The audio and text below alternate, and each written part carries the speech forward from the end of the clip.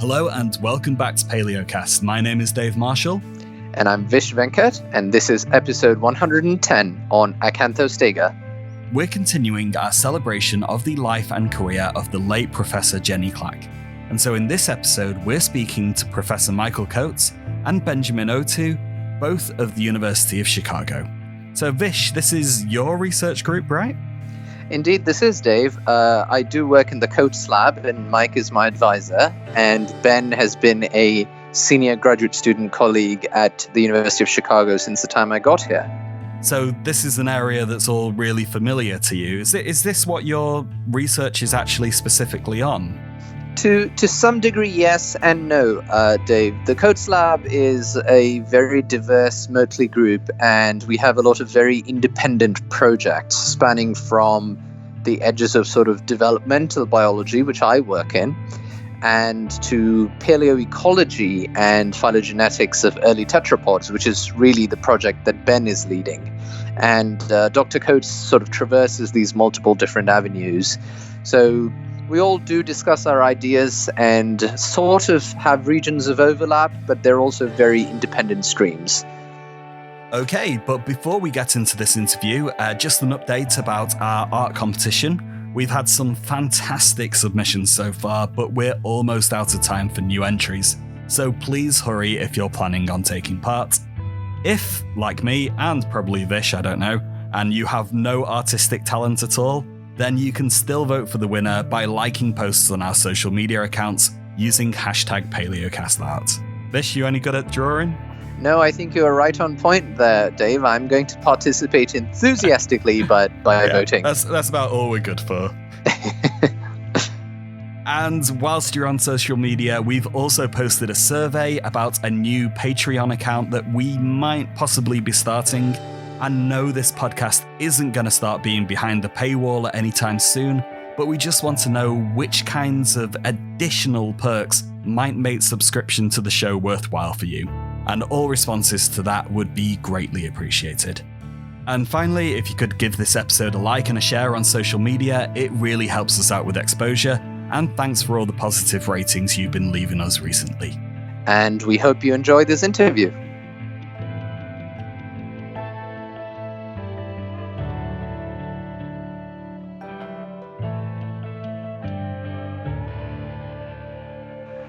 Welcome to episode 109 of PaleoCast, brought to you from across the pond remotely in Chicago, Illinois. Continuing our recent theme of exploring early tetrapod paleobiology and celebrating the life and work of a scientist who did yeoman contributions to the field, both as researcher and mentor, Professor Jenny Clack, who sadly left us recently, we're going to discuss with two people who knew Professor Clack rather well and worked with her at different stages in their career. Professor Mike Coates, Professor of Organismal Biology and Anatomy at the University of Chicago and Chair of the Committee on Evolutionary Biology, and Ben Otoo, a fourth-year graduate student at the University of Chicago in the Committee for Evolutionary Biology. Mike and Ben, thank you for being with us today. Thanks for inviting us. No, yeah, it's a pleasure. So, to start off with, in true PaleoCast tradition, could you tell us a little bit about your story? How did you each get into paleontology? Well, my introduction to paleontology really was as an undergraduate at University of Newcastle upon Tyne. Yes, I collected fossils as a child, and I was taken on a couple of fossil collecting trips. I grew up on the Suffolk coast. So there you have the Eocene red crag coming out of the cliffs, and there was plenty of material to collect on the beach, shellfish mostly, sadly, bivalves. And you could pick up the odd shark tooth, etc., in the shingle there. But the serious interest in vertebrate paleontology and realization that there was a subject which synthesized all of my interests in systematics. How do we reconstruct evolutionary pattern? What might we understand about evolutionary process, combined with vertebrate morphology and development? That synthesis of material was presented to me, first of all, at Newcastle, doing classes with Alec Panchen and also Lord Richard Percy, who shouldn't be forgotten about in this, because he was the one who taught us as undergraduates. He was the individual who taught us comparative vertebrate anatomy, comparative vertebrate zoology. It was done with Lord Richard. So that was the big input, and that was the kind of the life-changing event in that sense. Yeah. Thank you, Mike. And we'll talk a little bit about your interest in the synthesis of paleontology and development later on today. We did have a session with Professor Neil Shubin where we discussed, much the same idea of combining developmental data with paleontology and how that can answer questions. So thank you for that. And Ben, your story. Yeah, sure. I mean, like a lot of people, grew up like, oh my god, fossil prehistoric stuff, it's so cool. Jurassic Park came out when I was about this big, so kind of, big generational effect. I grew up in DC, and so my grandparents actually lived in the suburbs of Chicago for a long time. So kind of between those tours, constantly marching the family down to the museums. Like, I know you've seen it all before, we're going to go see it again, and, off we went.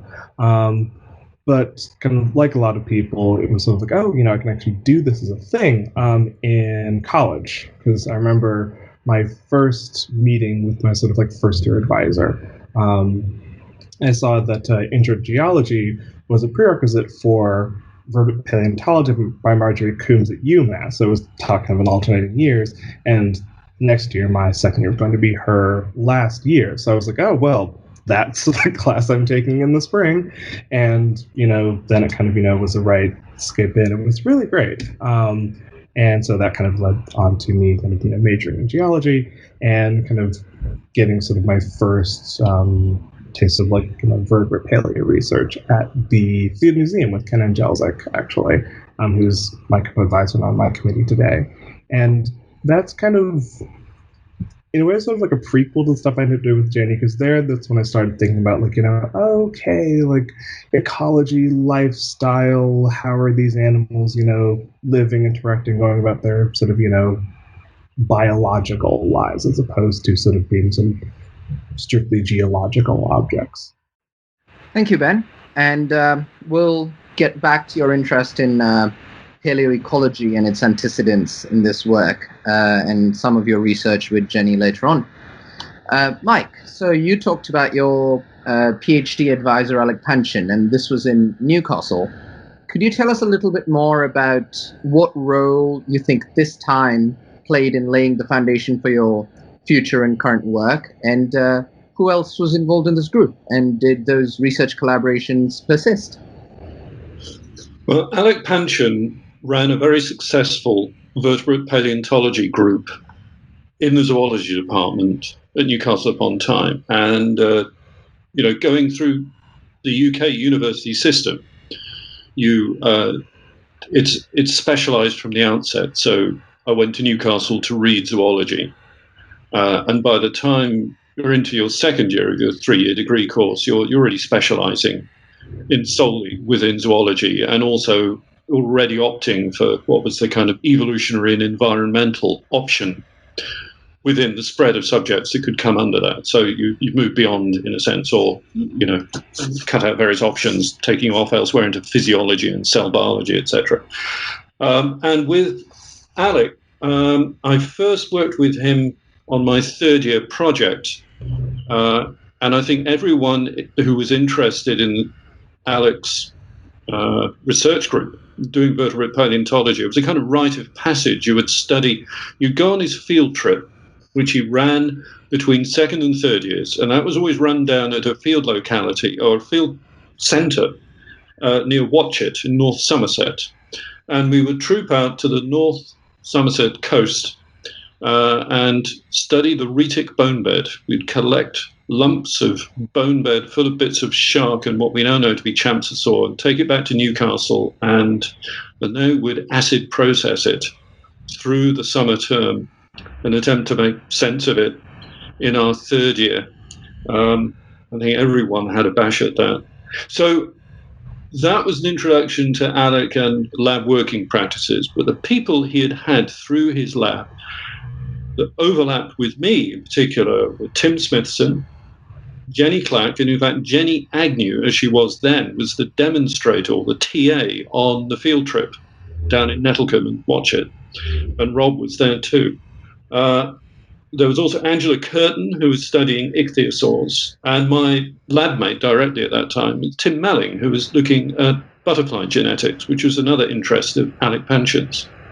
So Alec had this long-standing interest in early tetrapods, Carboniferous vertebrates, tetrapods particularly. I mean, there was no particular interest there in fish material. It was very much things with limbs as opposed to fins.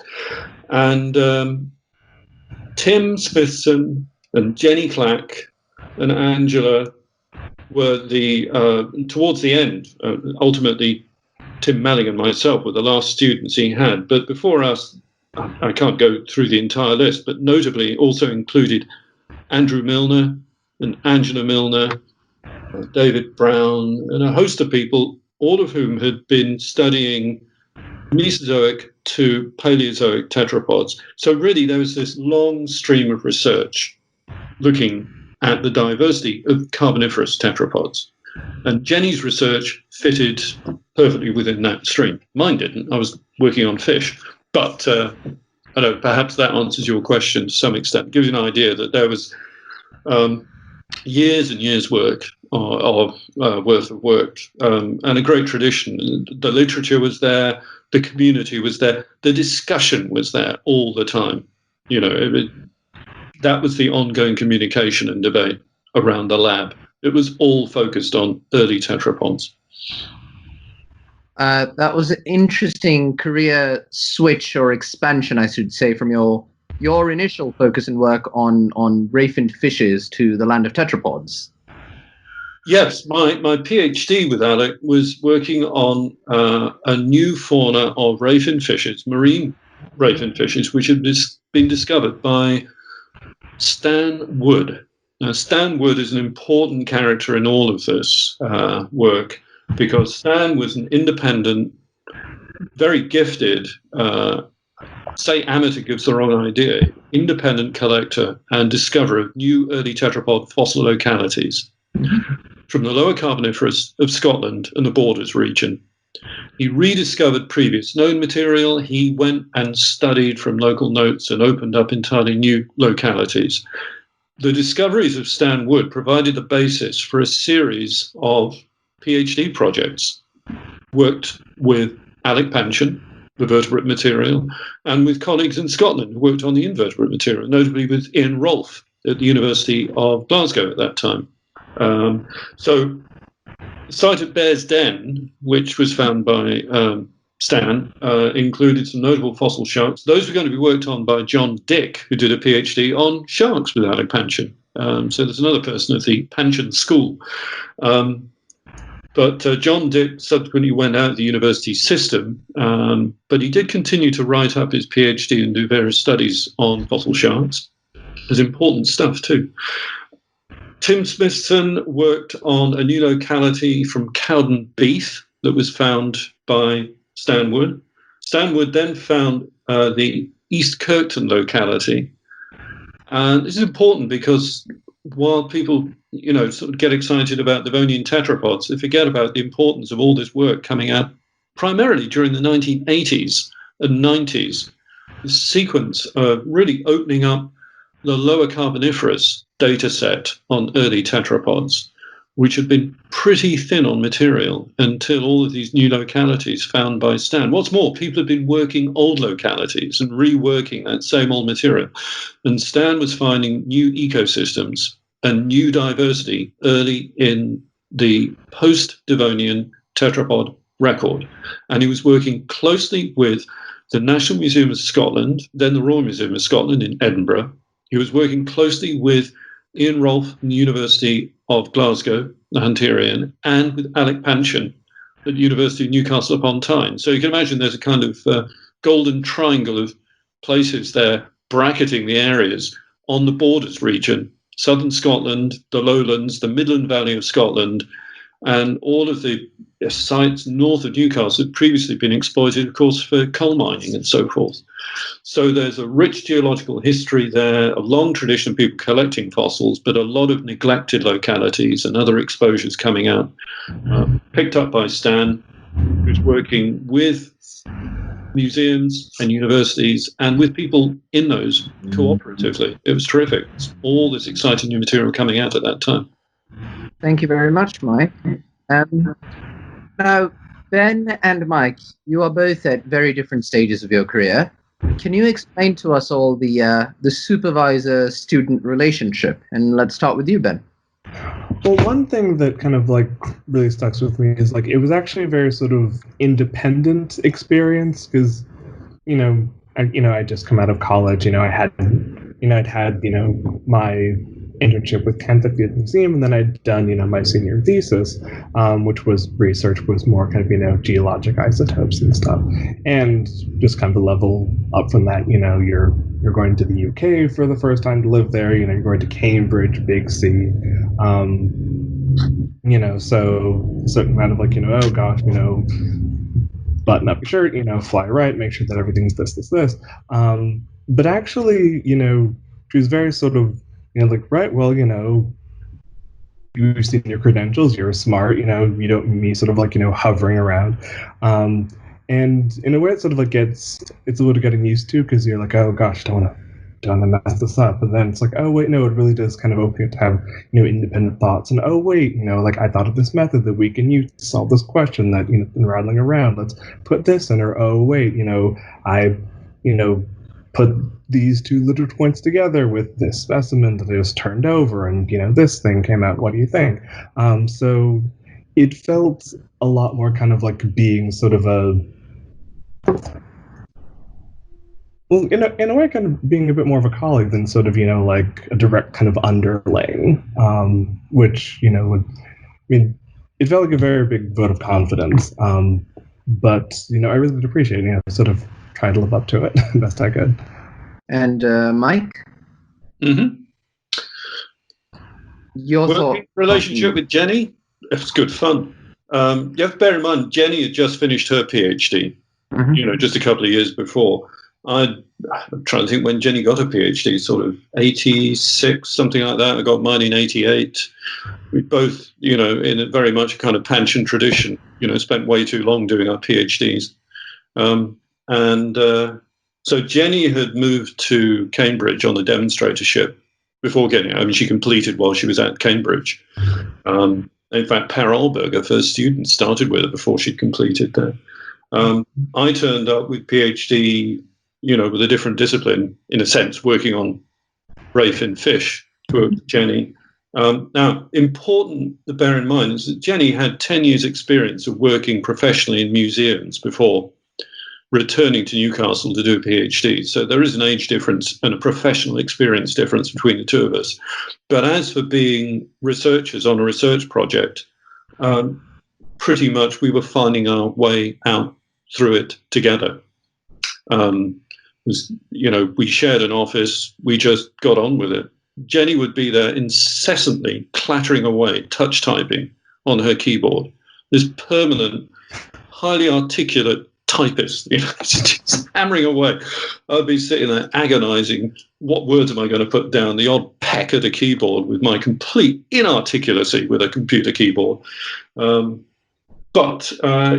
Yeah, it was good fun. And another person who was there with us as we're trying to work out how to do this project together at the same time, that person who's rarely mentioned in the mix is Nick Fraser.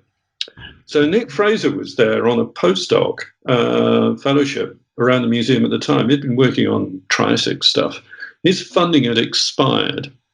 He'd got the job he was going to in Virginia at that time, but was having problems with green card and visas and so forth, and his move was stalled for 6 months.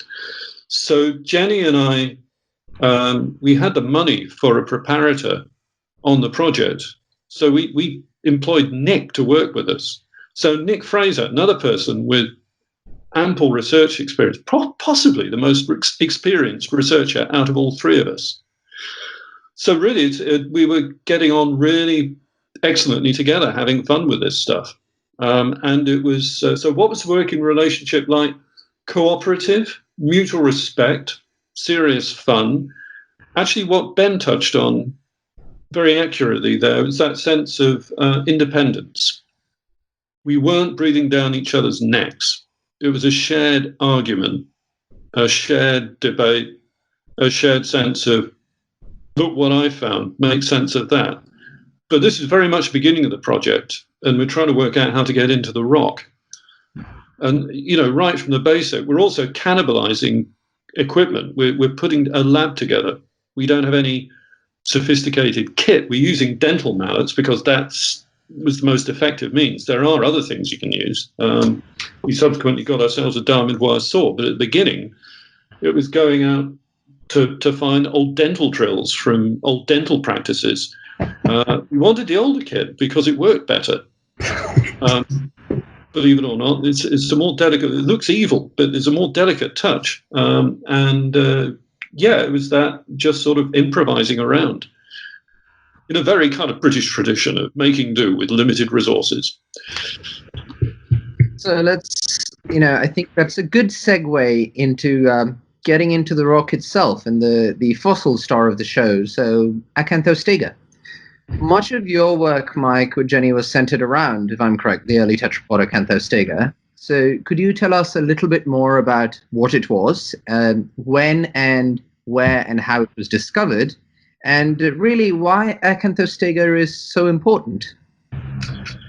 Right, the challenge, keep this brief. So, Ichthyostega was the picture book iconic animal bridging the fish tetrapod transition. Ichthyostega had been discovered by the Swedes in East Greenland from the late Devonian in the 1930s, and descriptions had emerged slowly in a very piecemeal fashion, bit by bit, 30s, 1950s, Eric Jarvik's textbook in the 1980s, but we're still desperately short of insight what that material is like. Ichthyostega had its somewhat very, very poorly known, very insider information, nebulous evil twin, Acanthostega, which was known by a little more than the shell of a skull. And that was it. We knew very little else about it from some of the same deposits where you find Ichthyostega. Jenny discovered more material of Acanthostega because she was shown it by Peter Friend, who was over the road at the Sedgwick Museum, the Geology Museum at Cambridge. Now, Peter Friend had been out to Greenland with his student, John Nicholson, in 1970. They'd collected a load of material. They were off doing other things. This was a side project. Nicholson had been off collecting bits and pieces, fish, possibly Devonian tetrapod, took it back to the Sedgwick Museum. And if I remember correctly, Jenny told me that they were at the process of getting rid of this excess rock from the Sedgwick Museum. Jenny was invited over to check it before they chucked away what might be of interest to someone in the Zoology Museum. Jenny recognized the importance of this new material of the early tetrapod Acanthostega. Peter Friend provided her with all the field notes describing John Nicholson's localities, because John Nicholson discovered new localities for Ichthyostega. Then with Sven Bendix Omgren from the Geological Museum in Denmark, he was going over to Greenland to collect Triassic material. And so Jenny was able to piggyback on the back of this expedition. It was funded by the Carlsberg Foundation. The beer manufacturer, the brewer, etc. What a fine organization. Sort of every can of Carlsberg used to buy in those days, a certain amount went to scholarly research. So that was the funding. That was Sven Bendix Omgren and co. Jenny goes over with Rob Clack and her student, Per Alberg, in 1987, and they collect new material. So they brought that back, and then Per got a job at Oxford. I didn't, he said, bitter to the end. So Per goes off there. Jenny's now got this slot open, quick, help, I need someone to come in and do the postdoc work, And that was how I came in and worked with Jenny on the Acanthostega material. So, of course, the excitement there is, how much have we got? What have we got? This one other Devonian tetrapod, something to compare with Ichthyostega. Ichthyostega, we still don't know half of it because the complete monograph has never been described. We've got bits and pieces. We've got detailed description of the tail and hind limbs, bits and pieces of the skull. There's a lot more to understand. We're waiting for material to be published on Ichthyostega. And suddenly we have this motherload of rock to be prepared on Acanthostega. With the promise that there may be more than one individual. The stuff that Jenny had collected from the Sedgwick Museum, or John Nicholson's collection, had several skulls in it, bits of shoulder girdle, bits of pelvis. It looked really promising. And then there's this unprepared stuff, just blocks and blocks of material. And, sort of shrapnel bits of tetrapod in trays and boxes back from Greenland. And that's what Jenny and I started out with. And as I said, Nick Fraser, we were just sorting through this stuff, trying to work out what it was we'd got and how best to get into it. Thank you, Mike. And in getting to why Acanthostega is so important, in episode 100, we discussed the waterland transition with Neil Shubin and fossils like Tiktaalik. So could you speak to us a little bit about how Acanthostega relates to organisms like Tiktaalik, and what specific piece of the puzzle does it fill? Acanthostega is, probably get away with still saying, the most complete, primitive tetrapod with limbs. Tiktaalik and other things like Tiktaalik, such as Panderichthys and Alpistostegi, just recently featured in Nature, are, if you like, the most tetrapod-like, what I would think of as stem tetrapods, but if you like, the fish-like side of the bridge between the traditional idea of fish to tetrapod transition, something with paired fins and a finned tail, to something with paired limbs. And if you think about living tetrapods today, you may have a tail with a flap of flesh on it, but it doesn't have fin rays like a goldfish or a trout or anything like that. So Acanthostega is the nearest thing to a finned tetrapod, and it does have a magnificently finned tail, but its limbs have digits, hind limbs and forelimbs. And the key thing about Acanthostega is we have an articulated individual or two where you can go from the tail to the head, all the way along the vertebral column, and you don't find yourself cobbling together bits and pieces from different specimens, different individuals, to try and assemble a composite whole. Thank you, Mike. And am I correct in understanding then that Acanthostega is the earliest tetrapod with complete digits in the limbs? Yes, it's the earliest one with a complete set of digits, and an articulated forelimb with the digits in position. And for that matter, hind limb, slightly more jumbled, but they're all there, yeah. And continuing on to that question, we've interviewed, as I was saying, several leading paleontologists who've worked on great transitions in evolution, the rise of mammals, the invention of powered flight, and so on and so forth. Could you tell us about your area of work with Jenny, the waterland transition in vertebrates? So what is the history of this question? And why do you think this question is so important to answer?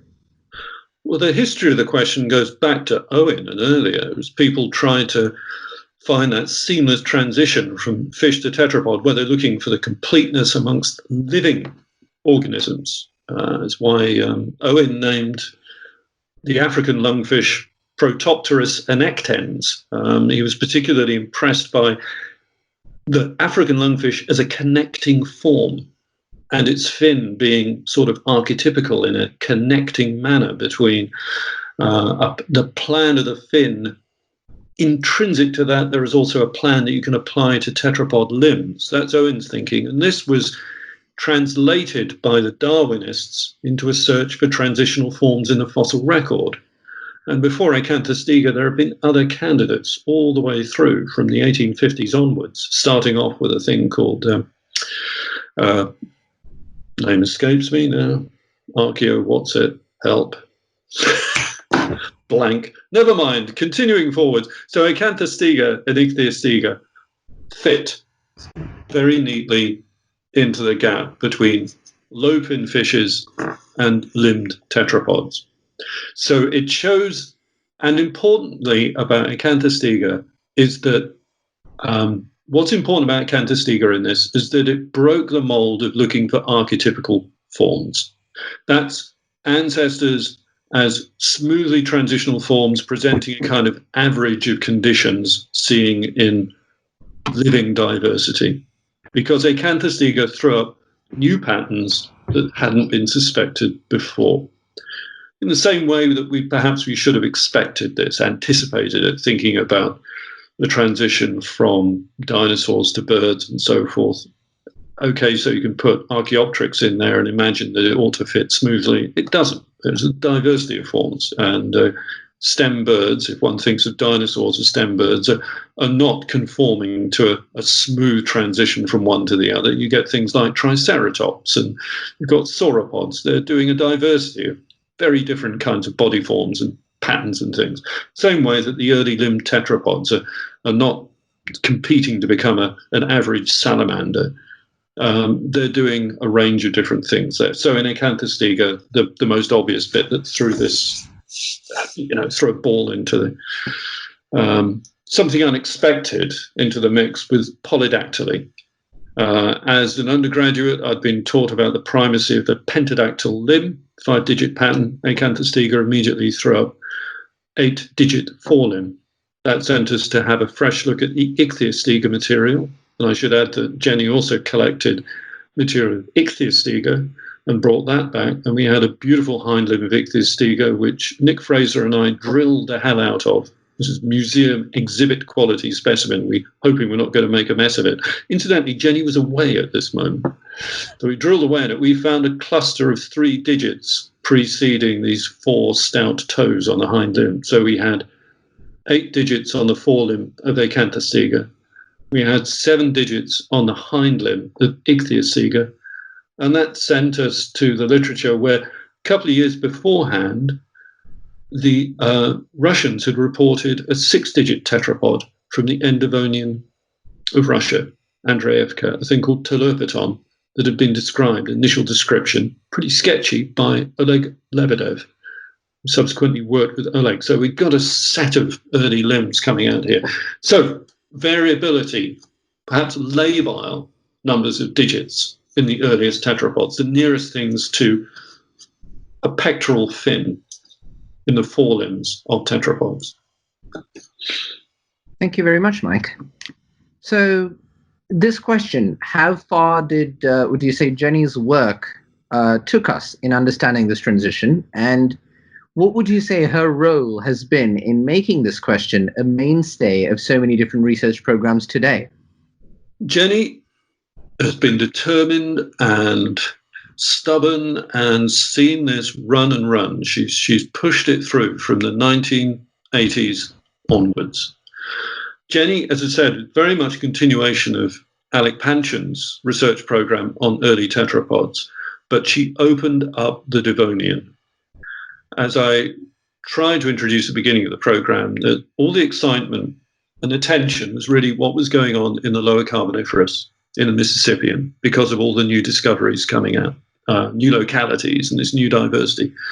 But there was a feeling that it kind of hit a wall with the end Devonian, that we'd never get access to the material from Greenland because there was the perception that we wouldn't be able to communicate or look at the material in Stockholm, worked on by Jarvik and Bjerring and so forth. Jenny broke through there with just basic, straightforward friendliness and diplomacy. And, we had comparative material.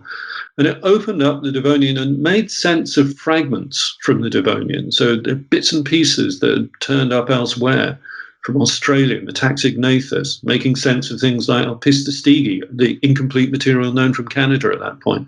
So suddenly the material from the Franian and the Furmenian, when you've got stuff like Acanthostega, it, in a sense, is a bit like Rosetta Stone. You've got the key to these fragments that have been a challenge to translate into other morphologies.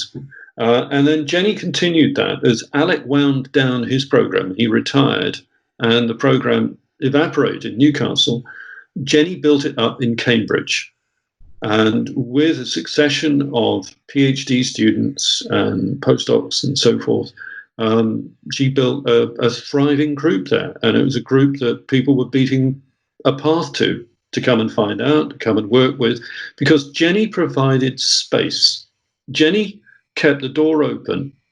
And I think another important point about Jenny's work, and crucially about keeping the door open then, is that all of this is happening in the late 80s and early 90s. This is the onset of Jenny's independent research program, the maturation of it.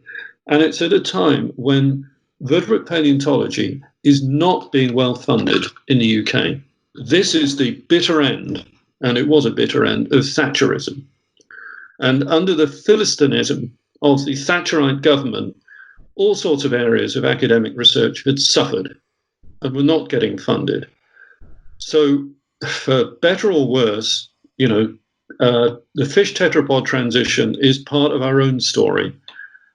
So, with the kind of glamour of remote human ancestry around it, it was frankly easier to get funding. It got media attention.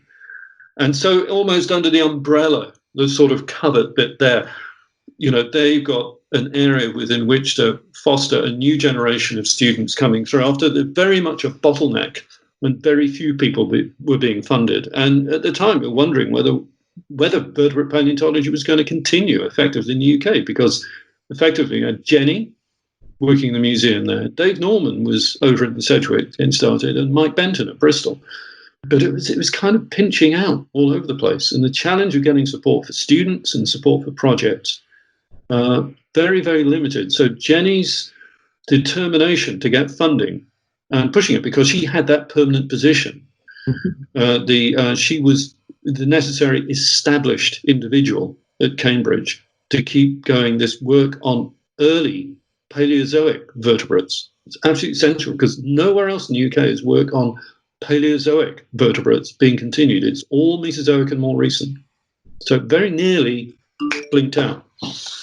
Thank you very much, Mike. Now, to continue to the younger descendants of that research program dating back to Alec Pension and then Jenny and you, over to you, Ben, and the Tweed project. So, Ben, could you tell us a little bit about your work with Jenny at Cambridge and what role you think this time has played in laying the foundation for your future and current work?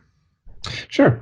So Mike talked about the East Curtin project in the 80s and 90s, and in a way the Tweed project is sort of the spiritual successor to that, kind of like built on a lot of the foundation that laid.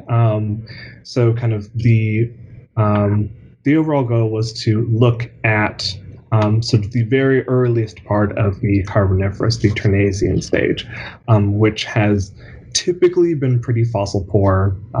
Mike and Jenny kind of flagged that up in the 1990s, and we have now these Devonian animals from Russia and Greenland, and we have these ones from East Curtin and Scotland, kind of in the early Carboniferous, but kind of in the middle of that. But kind of right after we think there's this major extinction, we don't really have anything. So we don't know, for example, how we get from these 8-digit and 7-digit and 6-digit forms to these kind of more reliably pentadactyl or kind of tetradactyl forms in the case of temnosponds and things like that. So again, kind of building on some of Stan Wood's kind of latest work, kind of looking at these localities again in the Borders project, bringing together sort of a real kind of like master team of lots of different institutions. There was, of course, our group at Cambridge. There were people at the National Museum of Scotland. There was Southampton, University of Leicester. So we have people working on fossil charcoal to look at environment and atmosphere and geochemistry. People were looking at microfossils, sedimentology, just doing the vertebrates, invertebrates, plants, geology, geomorphology, paleogeography, kind of anything you kind of think to study. Kind of, we sort of had people kind of around the table working on it, because the idea was kind of get like a real a really kind of detailed picture, thinking, okay, what animals do we have?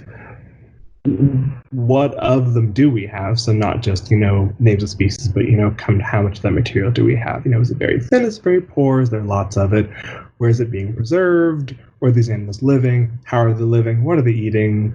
All these kinds of things rolling in, because one of the kind of lurking sort of more paleobiological questions was, now that we know that the fish tetrapod transition has happened, what about the water-land transition? How do tetrapods move on to land? What's the origin of terrestriality? And so there were kind of a number of hypotheses going around at that time, kind of relating to kind of what's the nature of Vermeer's gap. Is it a genuine kind of paucity of kind of terrestrial freshwater continental fossils, or is it just that these animals are still sticking in the water and so they're not coming on land, or they're not moving into these environments where we might pick them up? Is this due to, say, low oxygen levels? That was suggested by an influential paper, I think it was Ward et al. 2006, that looked at oxygen modeling and climate modeling through time, so they suggested that there was a low oxygen interval immediately after the extinction, which might have discouraged, various groups of organisms, tetrapods included, from moving onto land. So kind of all these things were kind of swirling around as part of the Tweed project. And so my work was to kind of sort of focus a lot of this down. And so I was working on a meter square of rock, taken from Bournemouth in Scotland, right on the coast. It's one of these new localities that we were working on. And so the reason that they collected before I got there. The reason they collected is because it kind of took a section through one, and turned out multiple, kind of very fossiliferous layers, tetrapod vertebrate material, kind of like really focused in a really narrow horizon. So, this was, oh great, like chance to get some material, look at the lab, kind of take a really kind of fine-tooth look, but also to not just get taxon, but to get a community and see, okay, if we kind of compress things down, and it's not completely instantaneous probably, but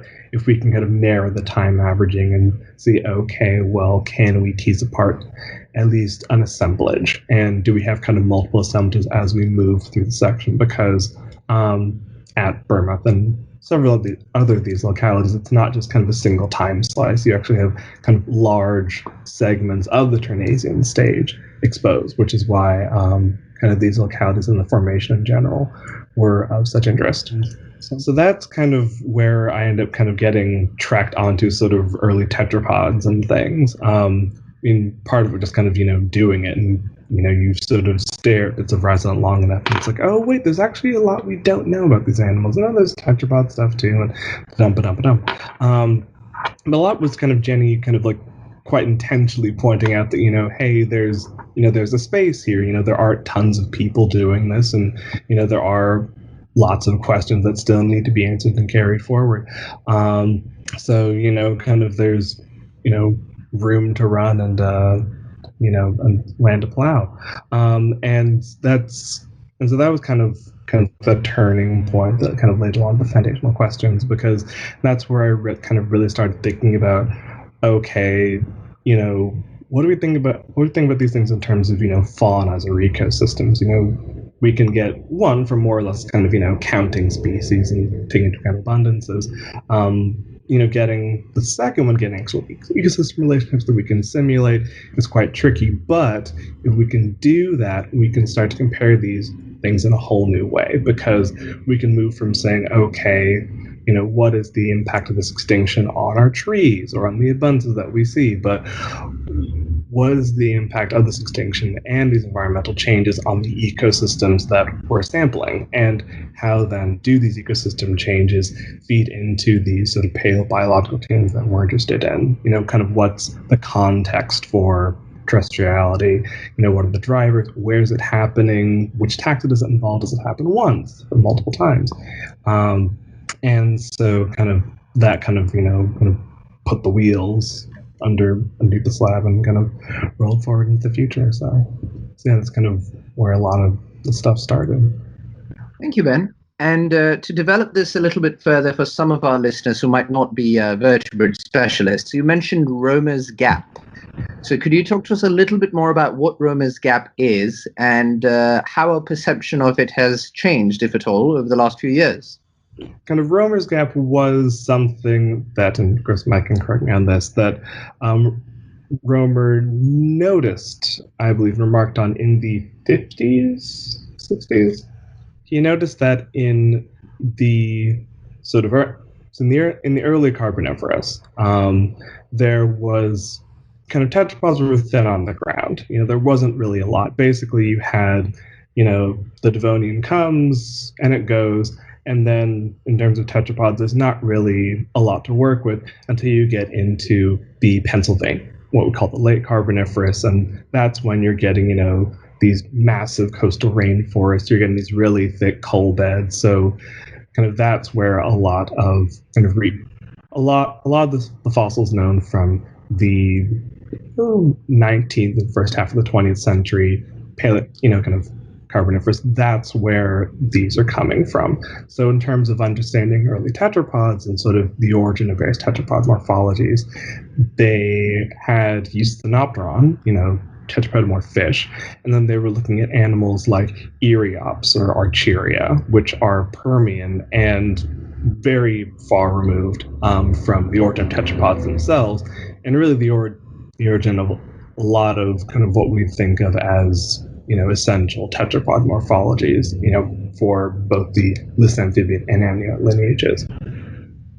So kind of Jenny and Mike kind of like brought this back around in the 90s, kind of in the context of all this new Devonian material, and indeed the new stuff from East Kirkton, which sort of brought it down into about the middle of the early Carboniferous, which was a big shortening.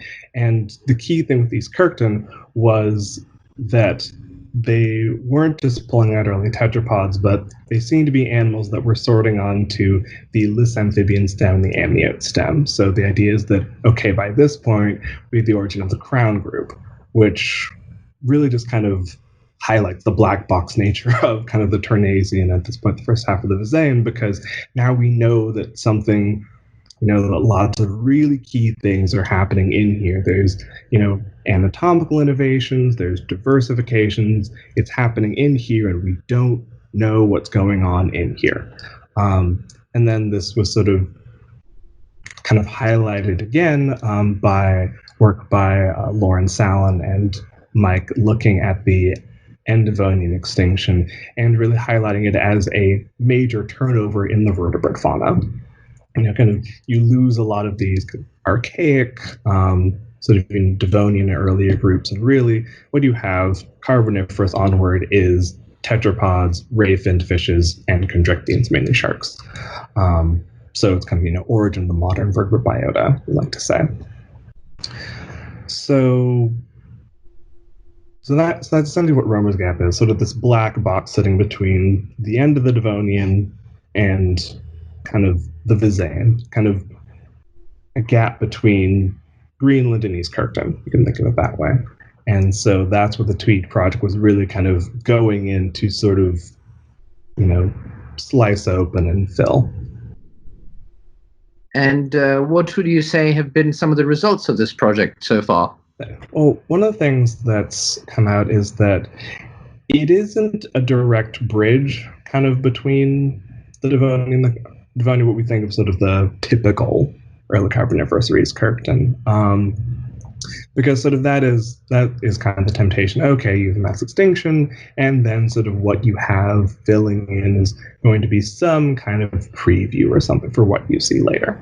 But that isn't really the case. What we found is sort of, it's a bit strange in that, what we found in terms of the tetrapod fauna is that there's definitely diversity, but it doesn't cluster cleanly on a phylogenetic tree in the sense that it's not like we get sort of, one quick branching clade of Romer's gap tetrapods that all peg off later. But they don't kind of all cleanly map to other lineages that we see later on. Some seem to be sort of, one and done. Others do seem to be sort of earlier members of later lineages. There's the possibility that some might represent very early members of crown group lineages, but it's difficult to say, partially due to the fact that while we have enough material to identify tetrapods and diagnose them, much of it is still quite incomplete. So the phylogenetic positions of a lot of these taxa are still quite labile. So there's definitely still more to do, and not just in terms of getting material and generating more anatomical data, but looking at our data sets and thinking, okay, how do we use the data that we have? How do we analyze it? What are the best approaches? And sort of integrating this into the broader tetrapod record. One of the things that I think is particularly interesting, kind of from a more ecosystem point of view, research by Karis Ben at the University of Leicester, and that group actually found that there's evidence for a diversification and radiation of sort of freshwater invertebrates. So that might be one of the things kind of undergirding sort of the overall kind of rolling process of moving into freshwater environments and, thence onto land, that we see kind of through the Devonian into the Carboniferous. It's long protected, takes a while, but sort of, especially in the Carboniferous, that might be one of the actual drivers that you're expanding the base of the food chain, essentially. And so you're providing another incentive for a lot of these animals to move and really sort of bed into these environments. Thank you. And so on that note, what would you think are some of the outstanding questions that now need to be answered that are waiting to be filled in the Tweed project? That's a good question. I think sort of most proximally, kind of like I said, it would be really good to kind of get a firmer grasp on where these taxa belong phylogenetically, because that helps us kind of understand them a little bit more, but also understand some of the diversification patterns, on our trees, and then kind of inform what we might expect to find. And of course, a lot of it's just been straight up surprises, but to a certain extent, having some kind of search image, is good for such a weird thing about, characters and anatomical features, because like I said, a lot of this material is fragmentary. More broadly, and this is sort of, a bit, more general to the field, I think that kind of additional data from sort of more places that are roughly the same age would be really good to get, because now we're getting a really good picture of sort of the early Carboniferous of the UK, and then we can correlate some of that with information from North America, which at the same time is more or less kind of on the other side of the basin. But there are still some fairly big kind of gaps in our global coverage. The southern hemisphere is very opaque to us. We're getting some very recently published material now that been described by Rob Geslant and Collaborative Mikes, from the kind of latest Devonian of South Africa. And then there's some material from the Visayan of Australia, kind of roughly contemporaneous with East Kirkton. But other than that, we don't have much. So, it's kind of a big hole in our phylogeography, because we know these animals are moving from northern hemisphere to southern hemisphere, eastern hemisphere to western hemisphere, but we don't have anything when they dip past the equator into Gondwana. And also kind of big gaps in time. Mike mentioned the Taxognathus, which is literally pretty much just jaw material. And then the Visayan tetrapod I mentioned also notice it's kind of bits and pieces, from kind of all across the body. But those are separated by, several tens of millions of years at least, straddling the Devonian extinction. So, there's clearly a lot going on there, and it would be really interesting to know how much that pairs up with sort of the American-European dominated record that we have so far. Thank you, Ben. Now, this question thrown open to the both of you, and we can start with Mike. How do you think the field has advanced since the time both of you worked with Professor Clack? it's changed radically in terms of the quantity and quality of material. We've got far more in the way of fossil material to use. The tool cupboard, the tool shed is better equipped. CT scanning is having a revolutionary impact on the way we do work and the quantity and quality of data we can get from the existing fossils. We can go back to the limited old set we had, and we can extract exquisite new morphological information from that. So our character set, our data set for building the trees and understanding what these tetrapods were like is way better. Now, aside from the obsession with plugging things together, which is absolutely essential to reconstructing the family tree, it's the bedrock of what we do. It's foundational. But beyond that, we can begin to ask questions about the shapes and function, the so-called ecomorphology of these animals. This is part of the work that Ben's doing, is sort of understanding the paleobiology of these organisms. What are they doing in the environment? That's become available. And again, Jenny, umpteen collaboration she had with that, with John Hutchinson at the Royal Veterinary College, and Stephanie Pearce, and, beginning to make inroads into asking questions about how these organisms work in ways that just weren't feasible before. And there's way more to do on that, because it's, barely begun to touch the variety of organisms down there. There's a whole load of limbless forms. Nobody's begun to work out how they're operating. And what's bizarre about those is that they're some of the most abundant fossil tetrapods in the lower carb. They're limbless. It's always struck me as deeply ironic. Spend all that time, teleologically speaking, growing limbs, and then the first thing you do is get rid of them.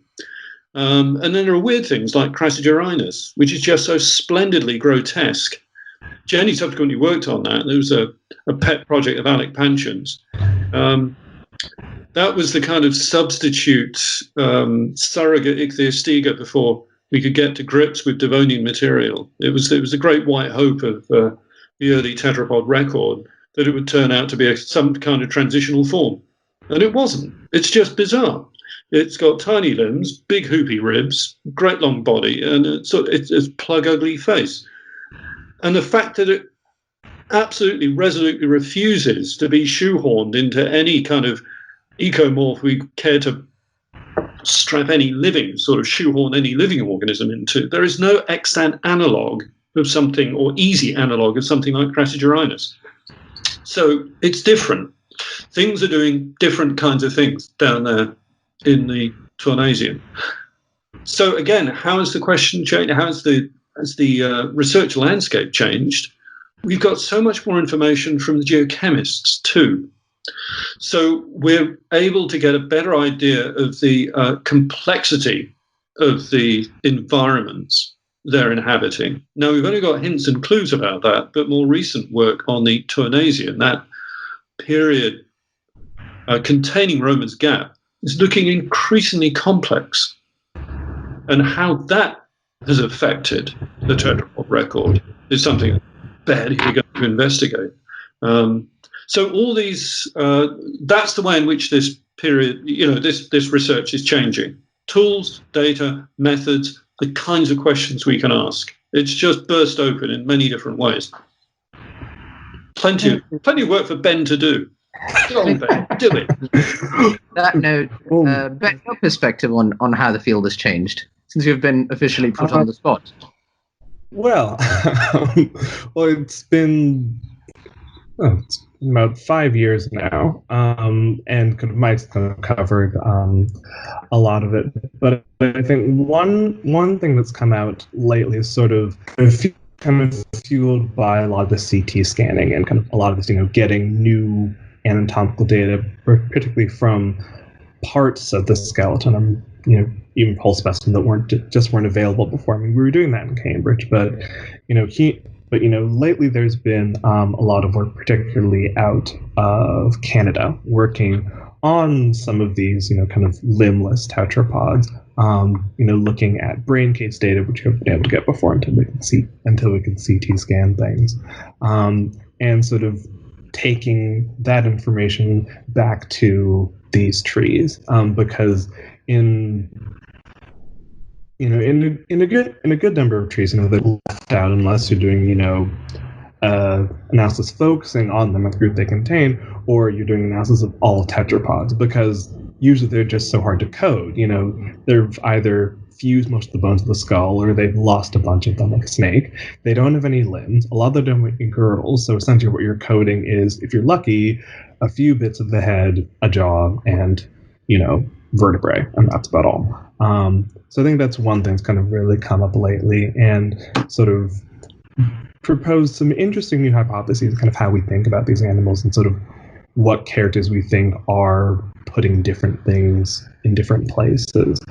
I think there's also been very recently a big spike in histological work, kind of looking inside of bones themselves, either virtually or making actual physical sections, kind of spurred by a lot of these paleobiological questions, thinking, where are these animals living? What are they eating? How are they growing?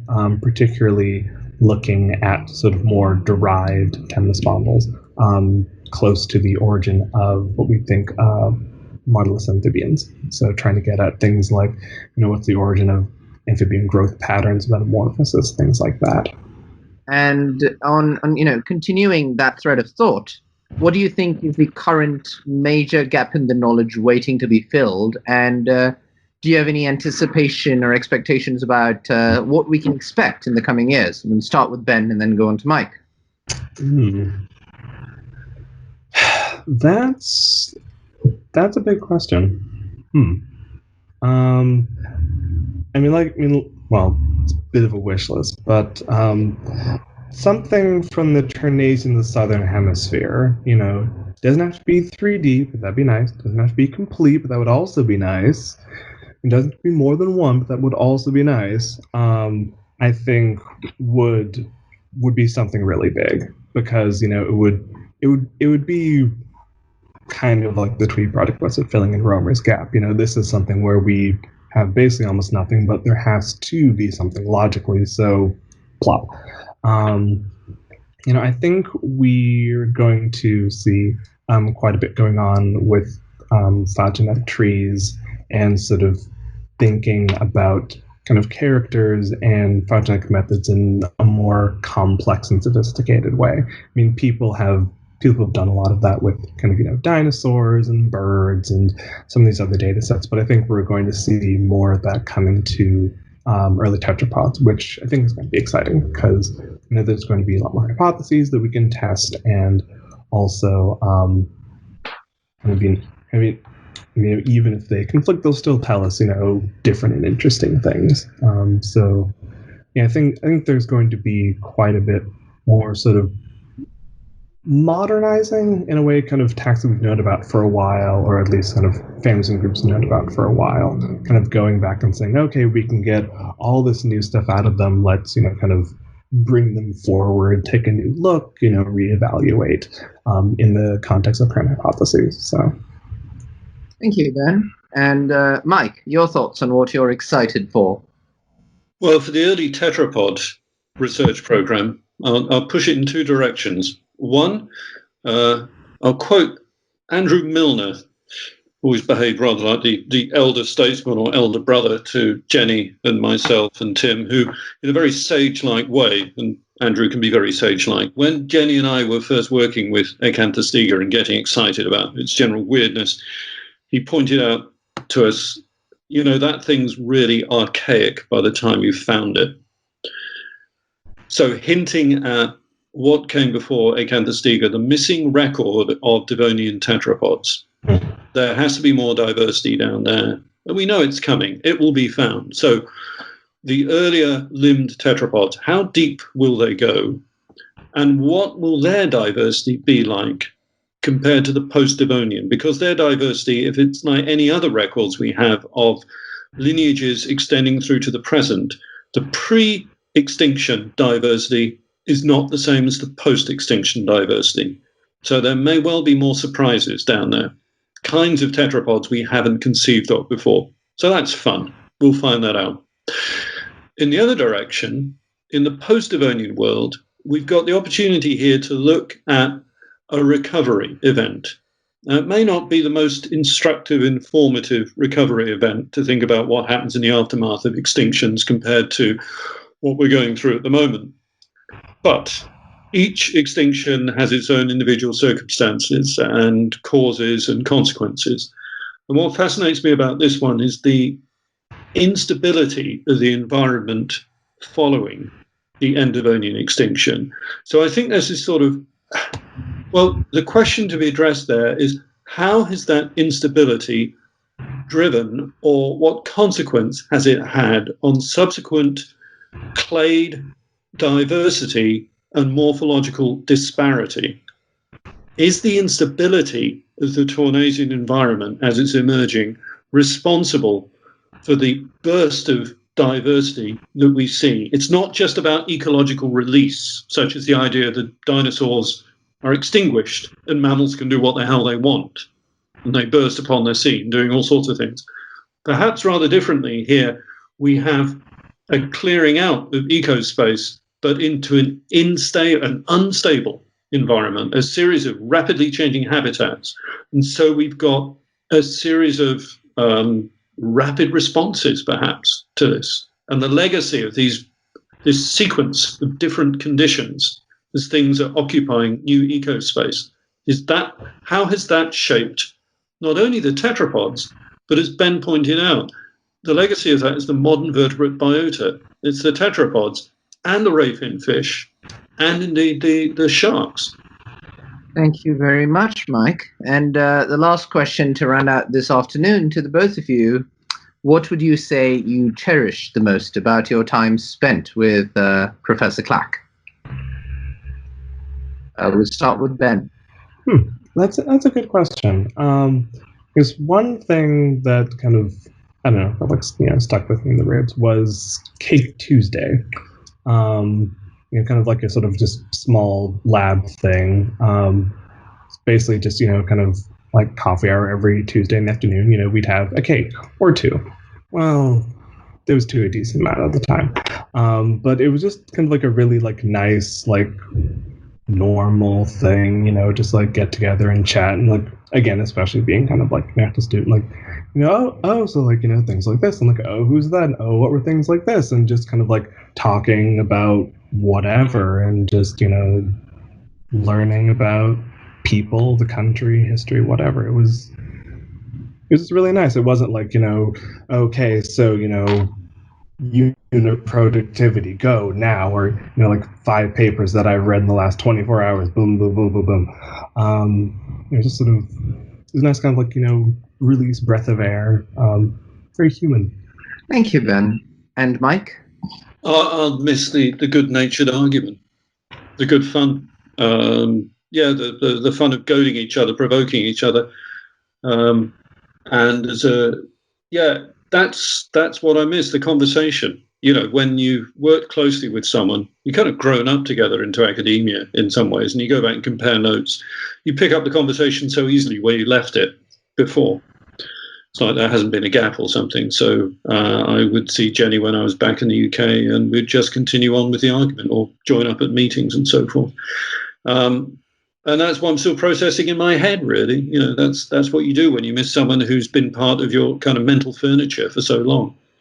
And I think the arguments will continue. It's not quite what would Jenny do, what would Jenny say. It's you've got that conversation in your head anyway, echoing around. And then you're caught out by it, and you think, damn, I can't go back. She'd be interested in this. I wonder what her opinion would be. And there's so many other things she was interested in too. She wasn't just solely concerned with early tetrapods. So we would argue about music, radically different ideas about what was acceptable and not, but some agreements on other things, Goda about the archers, soaps, and that kind of thing. She was a very human person. Well, thank you so much. And there it is, a question in paleontology and evolution leading to modern advances in ecology, in modern advances to the way we understand the fossils that we have, in the search for new fossils and where we ought to look for them, how these organisms related to each other and food webs, as well as how questions of morphology and anatomy have changed ever since Owen, as a recent paper once marked.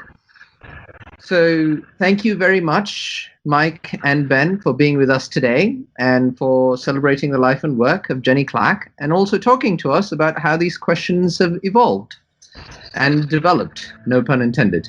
Thank you so much, and thanks to everyone for tuning in.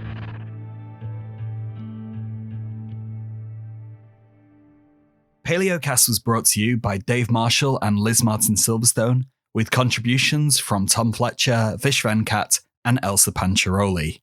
Music was composed by Patrick Kendall Smith. Paleocast was made possible by funding from the Paleontological Society and the Paleontological Association, but the show now relies on funding from you, the listeners. So, if you've liked this episode, please consider donating, and thanks to everyone that's helped out so far. Please visit paleocast.com for the supplementary material to this episode and for our archive of past programs, and follow us across social media platforms to get all the latest news. Finally, if you enjoy our podcast, then please explore all of our video content on YouTube and follow our other projects, the Virtual Natural History Museum and the Paleocast Gaming Network.